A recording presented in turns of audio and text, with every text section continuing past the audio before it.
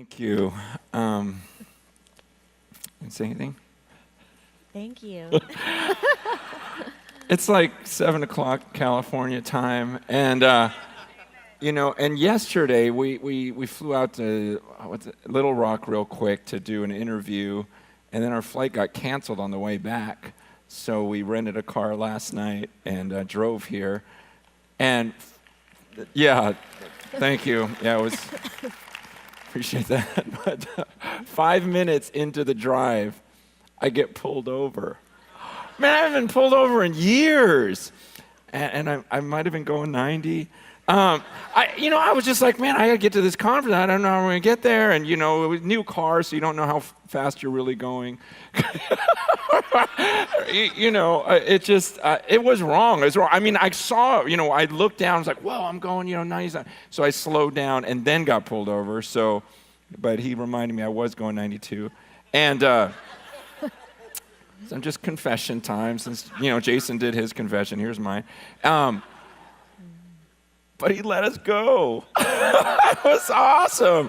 I know. In Arkansas, state trooper, it was all, I was thinking, you one of them Chinese from California, and so I'm thinking there's no way I'm getting out of this one, but, we got out, and so here we are. I knew he would have mercy on us. Really? Who would not have mercy after hearing your flight got canceled and you're taking a rental car driving to Dallas?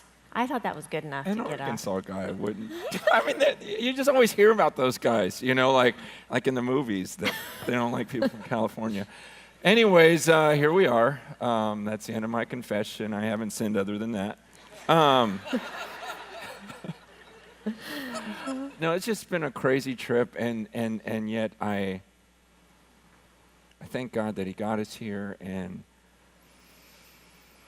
I don't know, even that video from Jason kind of got me thinking, because, that's when we used to hang out with Jason a little bit, and I think about, wow, it was during that period of time, and I don't think I ever seriously, just kind of asked him, hey, what's going on in your life? Like, how is your walk with the Lord?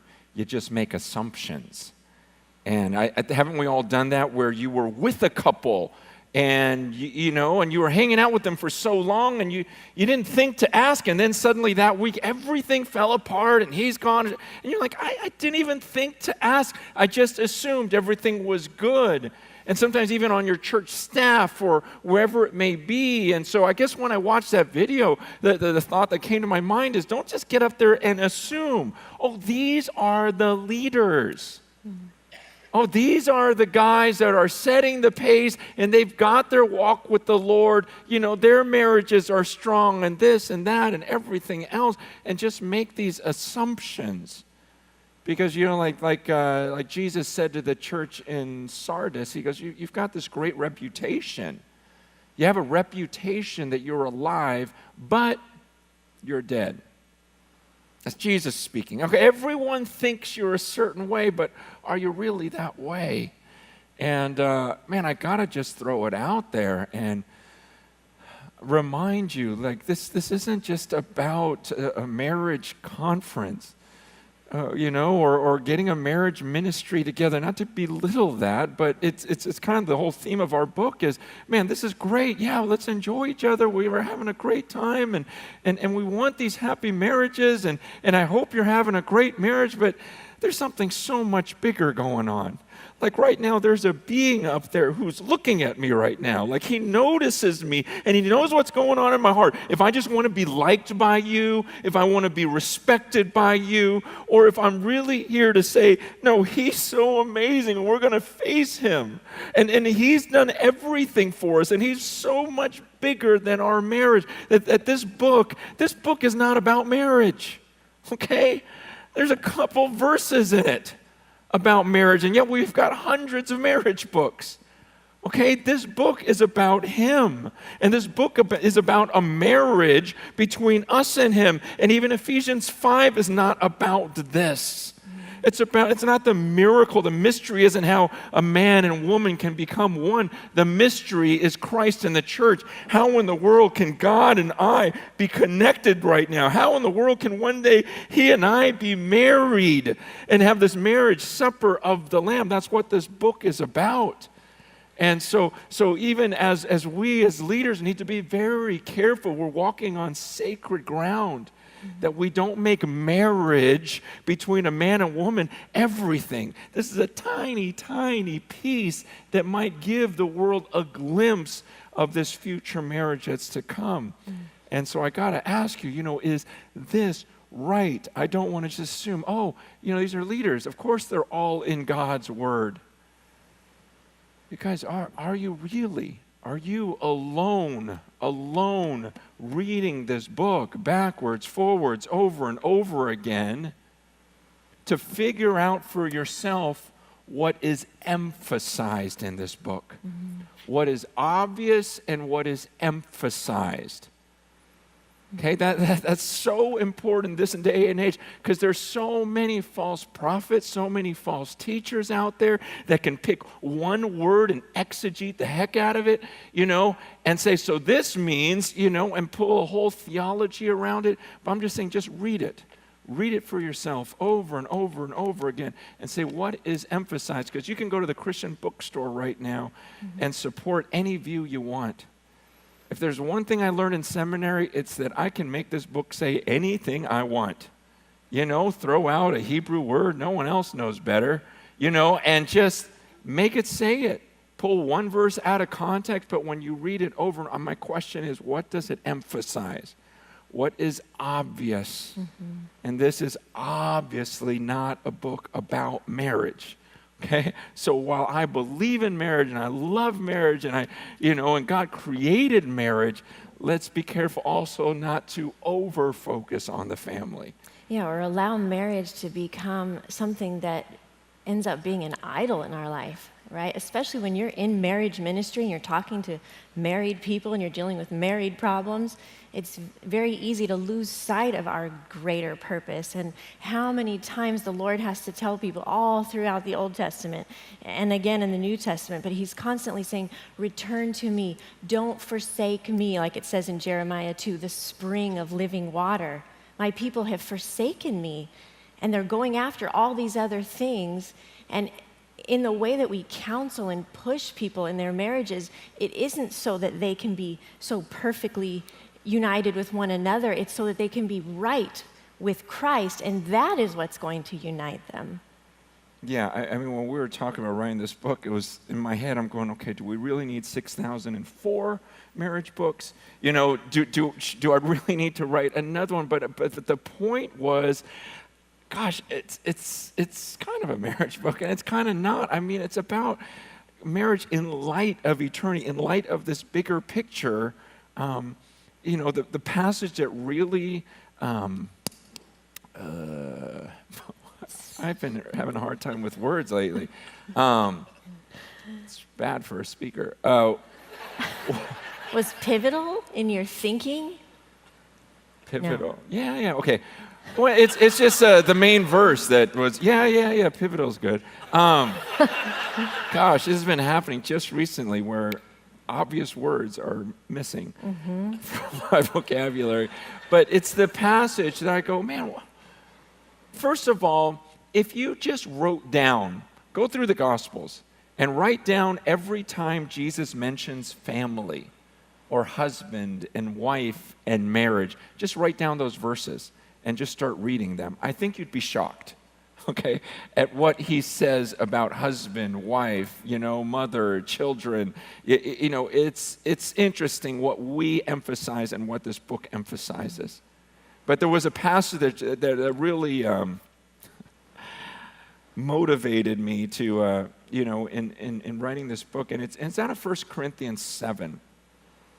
In 1 Corinthians 7, verse 29, he says, "This is what I mean, brothers. The appointed time has grown very short.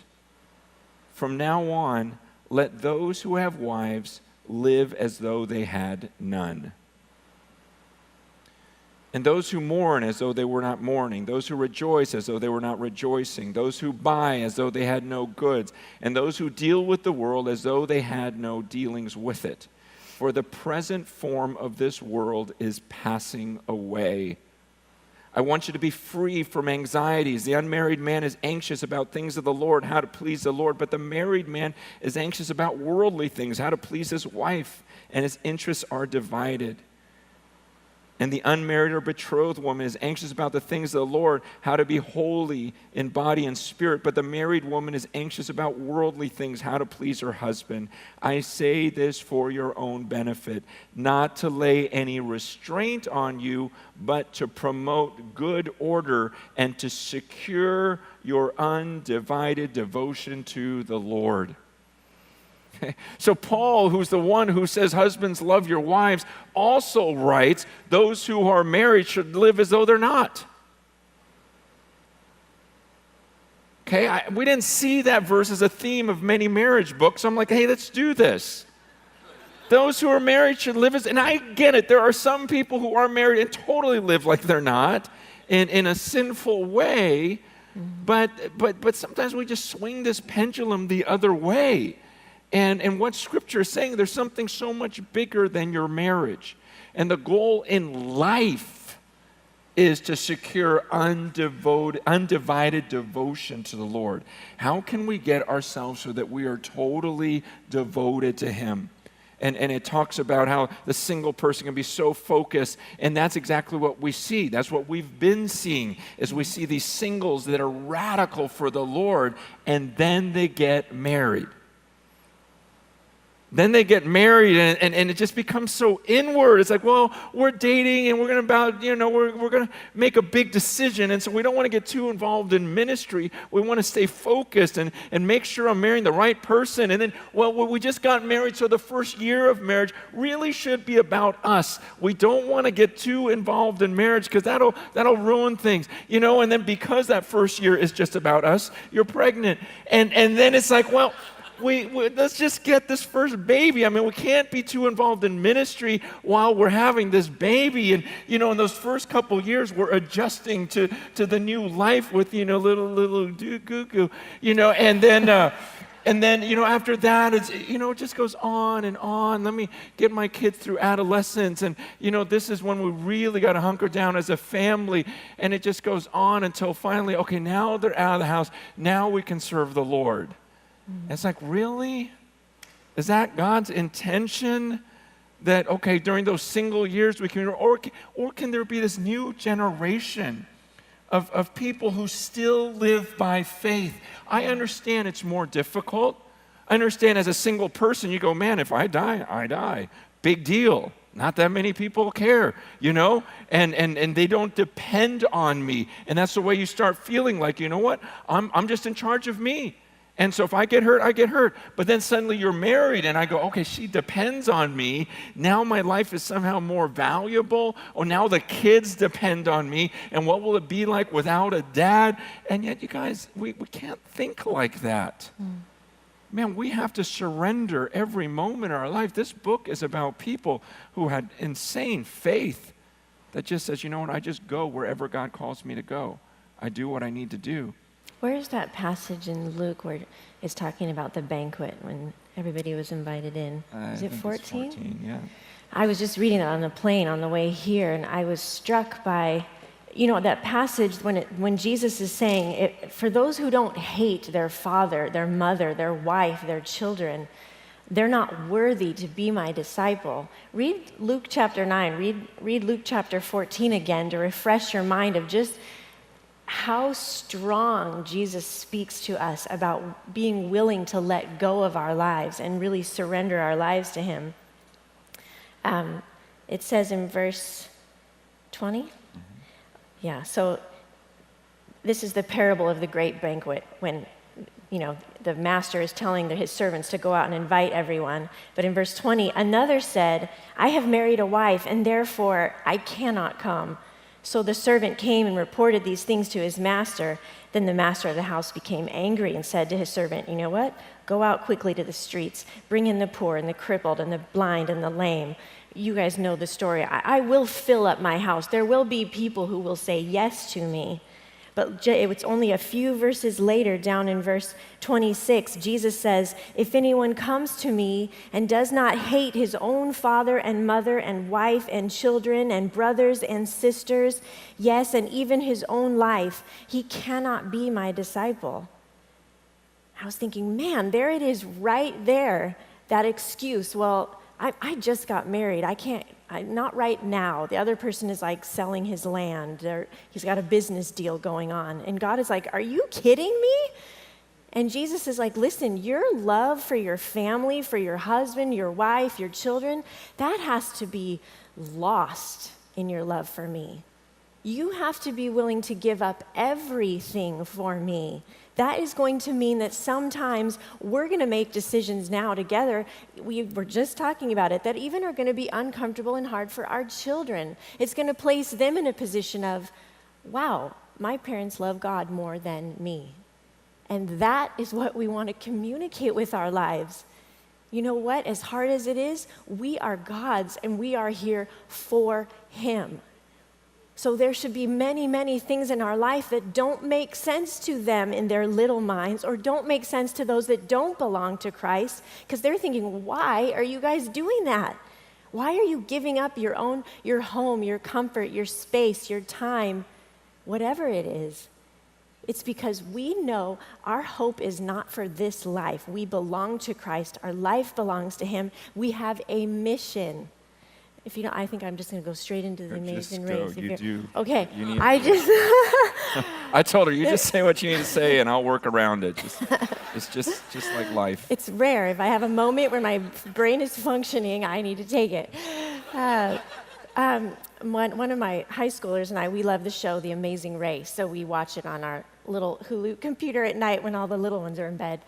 And after a season or two, I was telling her, I am so struck at the spiritual significance of this show, because it's teams of two, if you've never watched it, that the two, sometimes it's husband and wife, it's brothers and sisters, whatever, but teams of two, they are on this race. They have to get from all these different places around the world, different checkpoints that they have to get to. The last one there gets eliminated. So, they are booking it. They are having to complete tasks together. There's work for them to do. There's assigned tasks. They rip it open. Okay, you got to do this. I got to do this. Go, And when they get to the checkpoints, they're so relieved. They can high five for a minute, take a temporary moment for victory, but then back in the race. Next day, what are we doing? We got to keep going. And I'm like, that is what our marriages should look like. We're in a race. That's a biblical example even Paul uses. Run this race with endurance. Throw off the sin that entangles you and keep going, running, because you have a goal in mind. For these people, they want to win $1 million. But we get something so much better than $1 million. We get to the end of the race and finally get into the presence of God and look at each other and say, we made it, we did it, we're tired, we're worn out, we sacrificed some stuff, and it was hard work, but then God says, well done, good and faithful servants. That's our goal.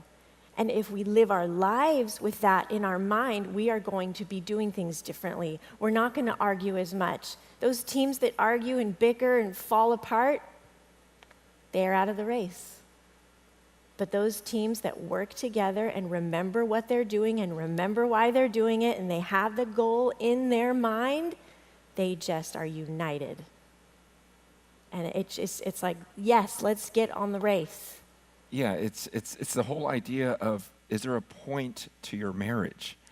Is there a point to your life beyond just loving yourself and enjoying yourself? But are you here for something? And that's why I love that analogy that she brought up at some marriage conference. When she said it, she was like, man, I feel like our life is this long episode of The Amazing Race, that we don't even have time to celebrate the victories. It's high five, and let's go on to the next one. And then one day we're going to collapse into His arms. We're going to cross that finish line. And that's the idea, is this goal. I love what Paul tells Timothy. This is one of my favorite, maybe my favorite passage, 2 Timothy 4, at the end of his life, when Paul says, in verse 6, I'm already being poured out as a drink offering. The time of my departure has come. I have fought the good fight. I've finished the race. I've kept the faith. Henceforth, there's laid up for me the crown of righteousness, which the Lord, the righteous judge, will award to me on that day, and not only to me, but also to all who have loved his appearing. Or Paul, at the end of his life, he goes, I did it. I finished the race. I completed everything. I fought the fight. Man, I've been fighting my whole life for this, and now I'm going to receive my reward. See, if I didn't really believe in that day, then we would be living our lives completely different right now. But what does it mean for me to actually love my wife? It doesn't mean I do all the things on earth that's going to make her life most comfortable and most fun. Loving her means, man, she's going to stand before God one day, and I want to help her do everything she was supposed to do on this earth. God created her for a reason, and he created us together for a reason, and I want her to stand before God. I think about that day. Man, Lisa is going to stand before him. And if he would say to her on that day, well done, Lisa, and I had some part of this, man, to me, that's real love. And to have that vision of what are we going to do on this earth? We're supposed to make disciples. And I just feel like sometimes in marriage ministry, we're concerned about them being happy or them getting along. But when we're writing our book, one of the thoughts in our mind is there are a lot of happy and worthless marriages. Okay? Happy and worthless. That's great. You get along. Way to go. That's cool. You got a cute family. Oh, neat. But you're worthless. You do nothing for the kingdom. There's a war going on, and you huddle inside your little gated community, and with your kids with helmets on. There's a war outside of your house that's going on, and we're supposed to be raising up soldiers. There's something bigger than your family. And I'm not saying that to destroy all of your fun, and that's not what Paul is saying or what Jesus is saying. He's just saying, you don't get it with everything. When you give up your life, when you lose it, that's when you find it. Mm-hmm. Because we're going, man, we've been married over 20 years. We got 7 kids. And, man, we never fight hard. I'm like, why do we never fight? And, and we start arguing about that. And no. But it's like, I realize it's like, you know what? Because it's like the Amazing Race. Because we have this mission, it's like we don't have time to fight. We don't have time for this. There's something bigger going on. The glory of God is at stake. Okay? We cannot bicker about this. Mm-hmm. There's something bigger going on. Remember, we're trying to cross this finish line. We're trying to win this race. Okay? So we got to get over this because we're about something bigger. And we just find so many people, I think they lose sight of the mission, and that's what causes their marriages to fall apart. Mm-hmm. And yet when you work together, like any sports team, when you're actually about the championship and you win that championship, what happens? The whole team just starts hugging and dogpiling and everything else, and you just see this uniting, this love between them and this unity. And that's not because they sat around the locker room and held hands and say, hey, let's get really close to each other. No, they just started pursuing the mission. And as they pursued the mission and they see things happening, this is the byproduct of living missionally. That's what you got to understand. This is why this happens on every mission trips. Couples hook up. People start just loving all these other people on the mission team. Why? Because they were serving together. And what's destroying couples is too much of just focusing on one another. Mm-hmm. It's like, well, you're not meeting my needs. And yet what Scripture teaches is it's not about me looking at myself and what I need. In fact, in 2 Timothy 3, he warns how in the latter days, people are going to be lovers of themselves. It's like what pleases me. And looking back in my years of marital counseling, counseling couples for 20-something years, and you look back and you look at mistakes you made, and I realized, gosh, they just kept looking at each other. They didn't really look at God. They didn't really look at his mission.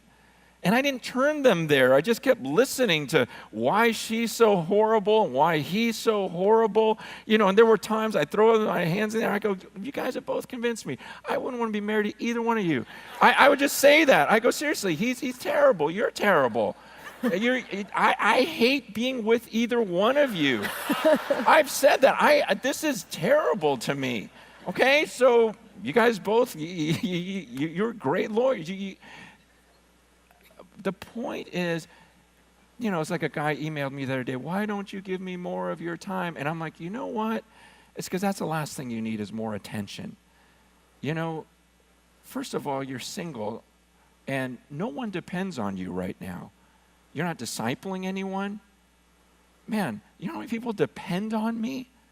God created us in such a way that we're supposed to be givers, and there's people all around the world that are dependent, and you only depend. You don't have anyone. Then you're just about you, and then you try to gather more people to focus on you. Let's talk about you and your problems again. But if you would actually love Him with all your heart, soul, and mind, if you would actually look around and see all the needs in the world right now, if you would actually consider what it looks like when God says, depart from me, I never knew you, and a person going to hell forever, and actually caring about that rather than yourself, you'd be blown away how much life that would give you. To focus on someone else and to focus on the mission. I mean, you'd be amazed at how that brings you together. I mean, I just recently heard as of Tuesday night, like these sociologists are saying now that this is by far, in all of human history, from what we can tell, the most narcissistic culture ever. Let me build a page around me and have everyone look at it and tell them how much they like me. Like, we've never had anything like this where everyone's about me and how do I look on this picture? Oh, if I do this, it makes me thinner. It's just, oh, you know what I'm talking about. Daughters. And let me get this picture just right so everyone sees me. We've never been in such a narcissistic culture, and we've never had so many depressed people. The two go together. The more you look at yourself, the more depressed you're going to get. Seriously, and every year it gets worse, right? And so we wonder what's going on, and that's why, man, the answer is not let's just focus on this and this will fix everything. It's like, no, let's take our eyes off of this. There's something bigger going on, and if we focused on His mission, you'd be amazed how the byproduct of this comes together, and you've got this family that's just really focused on the mission. When I look at our kids, we got 7 kids, live a crazy life, but it's been amazing. I don't want to dare take credit for anything. I mean, if anything, I've made decisions that have been so difficult because I think, oh man, I think the Lord's leading me to do something, and this is going to be so hard for Lisa to hear. She's not going to like this initially, but I love her. And so... Yeah, and yesterday, I have to say, in the radio interview, it's interesting because he kept pressing and asking me, like, how does Francis show love to you? And I could really sense that he's looking for, like, he brings me flowers every week and he feeds me chocolates, at 6 p.m. every evening. And I was like, are you talking about practically okay? And I didn't answer the question well because, you always think of the best answer after, right? But as we're driving from Arkansas to Texas, I said, man, I wish I would have said, how Francis loves me? By loving God more than me. He loves me by loving God so much that He does ask me to do difficult things. And He does push me and our family to believe that God is bigger and better than this world. And even though a flower is nice now and then, I would far rather Him keep me focused on eternity. That is how you love your wife well, is lead your home in that way.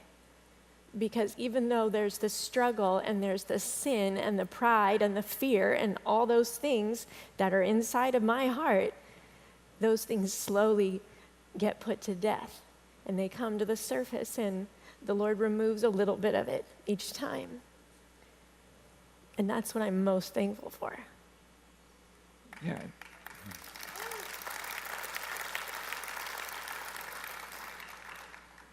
And that's what's going to fulfill Lisa, is not me. I'll never meet all of her needs. I have No, I'm kidding. way No, too many. She's not needy. Here's a Coke. Go to Target and just have it. But, like the Bible says, the Lord is my shepherd, I shall not want. And trying to teach my kids, look, you got to depend on him. There's times we'll make decisions that aren't fun, that it's part of denying ourselves and trusting, that we're laying up rewards, and anything we sacrifice here on the earth, it's going to be worth it in the future. And I know you can't see it right now, but it's there, and I can't promise you that we're going to have the most comfortable, easy life here. I mean, when I read this book, it's about people who lived by faith till the end, even though they never saw the promise on the earth, but they knew something better was coming. That's what this book is about. It's not about us in the here and now. It's about the future and getting them focused on that. And I see the fulfillment in them when we take some risks, when we deny ourselves and we see the result of that. I mean, just the other night we were walking with a couple that we love so dearly that, that they were getting married, and they were asking us questions like, well, we're just about to get married and we're thinking about taking this homeless lady into is that insane? And we're like, yeah, it is. But do it, we've been so scared of so many things along the way where we'll wrestle, like, do we do it? Do we do it? And we're always terrified. I mean, we've done some scary things, but each time as we started recounting the early days, and it was so fun, we just walked year by year, the different things we did, and we just thought, what if we didn't do that? We would have missed out. Like, I'm so glad we just tried, we pursued.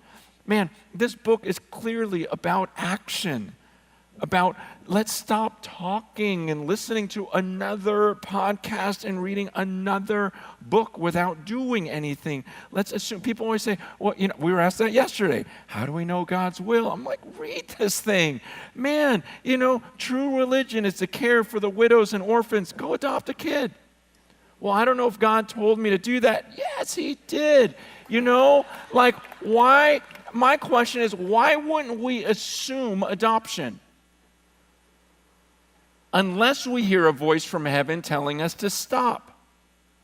But we do everything backwards. We go, well, I don't really want to do that, so I need to hear a voice from God. I'm going, no, you heard a voice from God. Now start doing it, start pursuing it, unless you're a voice saying, stop.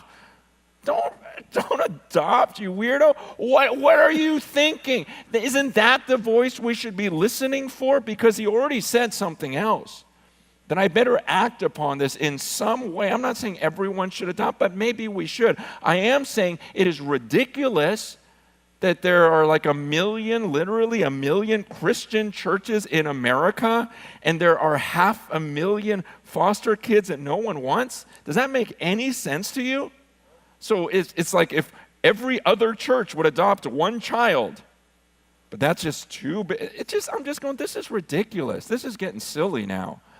I mean, how bad does it have to get before we finally realize, man, there's something so wrong with the way we've been doing things and the focus. And again, I'm saying, look, I'm not trying to ruin everything or put this pressure or this weight. I'm just going, you're missing out on life. You're so missing out on life, because that's what we're saying. Like, can you imagine if we didn't do this? How lame our life would have been if we didn't do this or this or this or this, because God rewards and he blesses and he gives you this life that's to the full.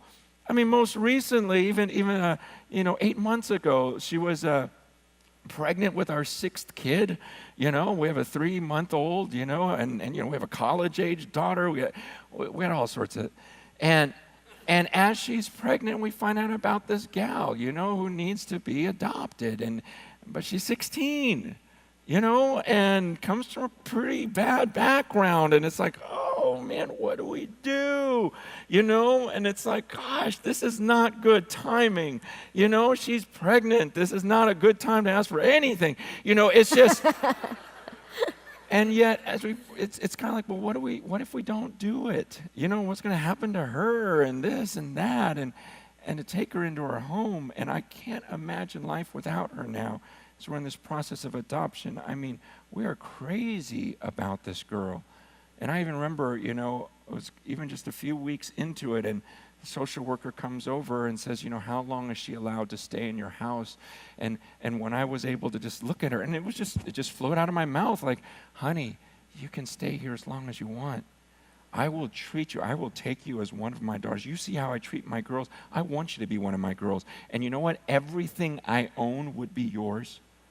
You would be just like them, no different. I want you as my own. You know, as long it's up to you, but you can stay here as long as you want, honey. I will take you as one of my daughters. And as I'm saying that, man, I just had this moment as it's coming out of my mouth. Man, I can't even explain, because somehow simultaneously, it's like God was speaking to me, going, Francis, don't you hear yourself?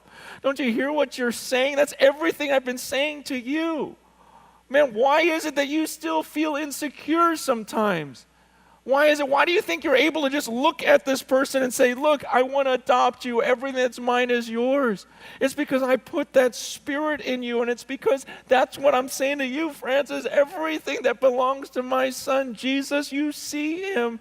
That's yours, all the riches and everything. I take you as my own son. And there was just this moment of security, of this reminding God, thank you for this spirit. Thank you that I get to kind of represent you here on earth and give that picture, and just for my own life. And now that I just adore her and can't imagine life without her, I go, man, we would have missed out.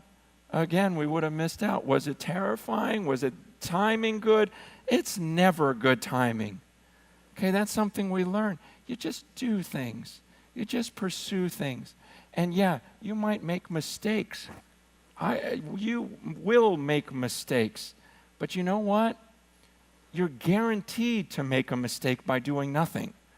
Okay, so at least you have a chance by acting and trying something. But by sitting there and having your cute little family, you're making mistakes left and right. The issue is assume action. Assume that when you hear the word of God, you do something. And I feel like we've thrown so much at you in half an hour, but I'm still mad about the drive. So I know we just jumped everywhere, but I really want to pray right now that something sinks in. And I really want to believe in this moment as I talk to this God that I've been talking about. Let's just bow our heads and recognize that he's in heaven and he sees everything that's going on in my heart. And Father, you know my frustrations of I don't get what we call church here in America and what we call Christian here in America, Lord. And sometimes we just have our own version of the American dream, rather than really denying ourselves, picking up our cross and following you and trusting that if we lose our life, we'll really find it. Mm-hmm. And so, God, I just pray that somehow your word, your scriptures would just sink into our hearts, sink into these leaders. Bless them, Father, for what they do. And yet, God, help them to guard just the sacredness of what we do, that we're to turn people towards you and your mission. Yes, God. And God, when they find you, you are like that great treasure. You do fill to where our cups are overflowing and we're not strangling one another, needing life. We get everything we need from you, and we have plenty. We're overflowing, pouring out to others, to our spouses, to our kids, to our neighbors, to the lost around the world, because you are that good. So God, give tremendous wisdom, please, to all of us. And how do we lead self-centered people into your presence, to believe that by focusing on you, everything else turns around. It's the key to everything. You are everything, Lord. So have your words sink in. through your Spirit. In Jesus' name, amen. Amen. Hey guys, you got 1 second? Awesome. What a great way to start a day, and I hope that messed with you a little bit. Okay, it should have. If you, come talk to me at the break if that didn't mess with you. So you guys are like this international couple of mystery, Vietnam, writing books, jet setting all over the world, adopting kids. Do you ever just sit and just rest and enjoy each other? Does that ever happen, or is it all 24/7 full-on mission? I think we do. I think we totally do. We've got some great counselors back. Yeah. You Yeah. answer it, because I don't want to say, oh, I'm a great Yeah. husband. No, he is a great husband. Yes, just last week, our older daughters, they're old enough to stay home with the little ones now, so it's like, let's go down to that little sushi place and get a crunchy roll and some edamame for $1. No, I mean, like, we rest and enjoy each other and have fun, and sometimes I get to come on a trip with him. A lot of times he'll take one of the children with him so they can bond and have a good time.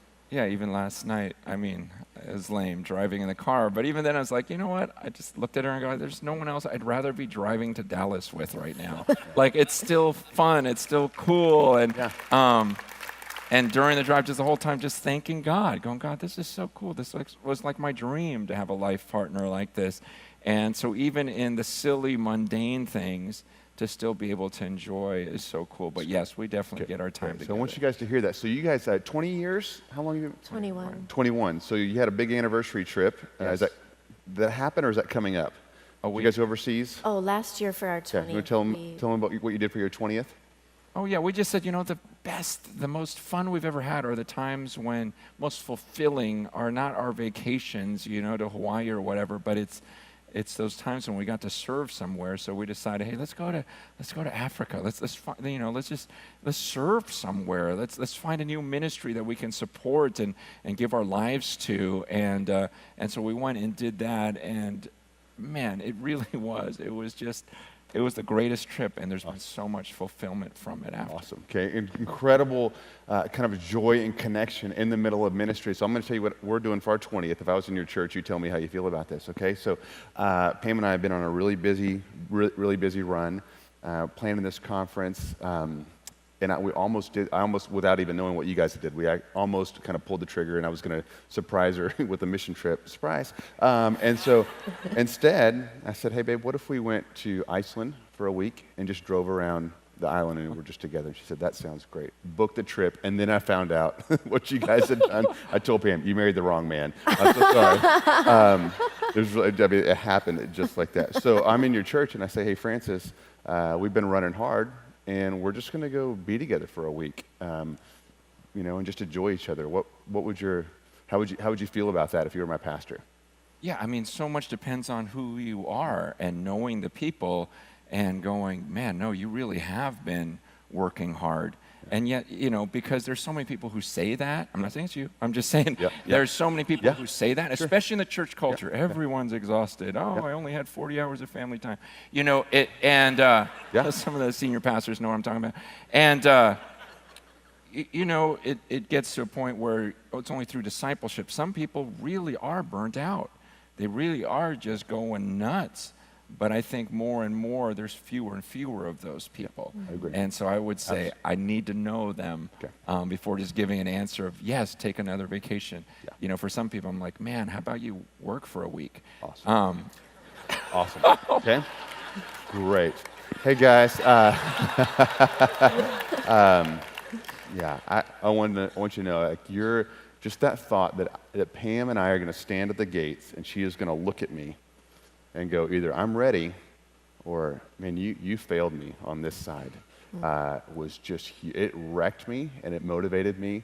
And as I think about Psalm 90:12, Lord, teach us to number our days right so we may gain a heart of wisdom. That absolutely applies to marriage. We understand how short this side is and how long the other side is. We love each other differently, and we're on mission differently. It was a huge help to me. I hope it's a huge help to you. If you guys would, give these guys a quick hand. Thanks so much.